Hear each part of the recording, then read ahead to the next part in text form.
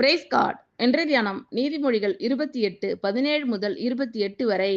இரத்த பழிக்காக ஒடுக்கப்பட்டவன் குழியில் ஒளிக்க ஓடி வந்தால் அவனை ஆதரிக்க வேண்டாம். உத்தமனாய் நடக்கிறவன் ரட்சிக்கப்படுவான்.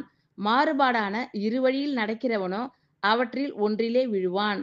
தன் நிலத்தை பயிரிடுகிறவன் ஆகாரத்தால் திருப்தியாவான். வீணரை பின்பற்றுகிறவனோ வறுமையால் நிறைந்திருப்பான். உண்மையுள்ள மனுஷன் பரிபூரண ஆசீர்வாதங்களை பெறுவான்.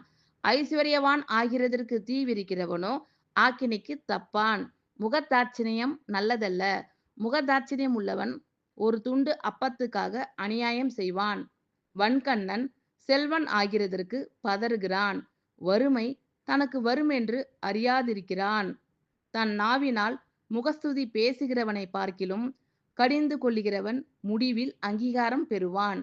தன் தகப்பனையும் தன் தாயையும் கொள்ளையிட்டு அது துரோகமல்ல என்பவன் பாழ் கடிக்கிற மனுஷனுக்கு தோழன். பெருநெஞ்சன் வழக்கை கொளவுகிறான். கர்த்தரை நம்புகிறவனோ செழிப்பான். தன் இருதயத்தை நம்புகிறவன் மூடன். ஞானமாய் நடக்கிறவனோ ரட்சிக்கப்படுவான். தரித்திரருக்கு கொடுப்பவன் தாட்சி அடையான். தன் கண்களை ஏழைகளுக்கு விலக்குகிறவனுக்கோ அநேக சாபங்கள் வரும். துன்மார்க்கர் எழும்பும்போது மனுஷர் மறைந்து கொள்ளுகிறார்கள். அவர்கள் அழியும் போதோ நீதிமான்கள் பெருகுகிறார்கள். ஆமென். Thank you Lord.